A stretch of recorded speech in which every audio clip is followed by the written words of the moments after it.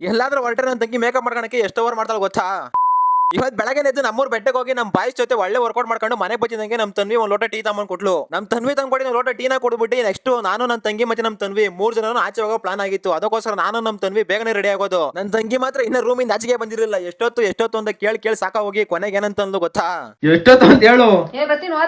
ಎಷ್ಟೊತ್ತು?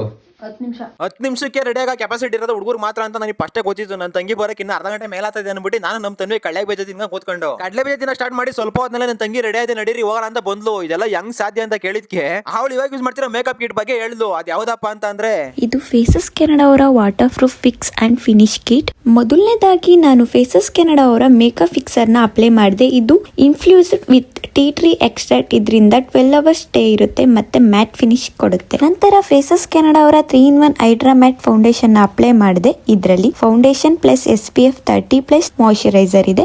ಬಿಲ್ಡೇಬಲ್ ಕವರೇಜ್ ಜೊತೆಗೆ 24 hours hydration ಹಾಗೆ ಸೂಪರ್ ಕಂಫರ್ಟಬಲ್ ಆಗಿರುತ್ತೆ. ಕೊನೆಗೆ ಮೇಕಪ್ ನ ಸೀಲ್ ಮಾಡೋದಿಕ್ಕೆ ಫೇಸಸ್ ಕೆನಡಾ ಅವರ ಮೇಕಪ್ ಫಿಕ್ಸರ್ ನ ಯೂಸ್ ಮಾಡಿದೆ. ಇದು ವಾಟರ್ ಪ್ರೂಫ್ ಹಾಗೆ ಸ್ವೆಟ್ ಪ್ರೂಫ್.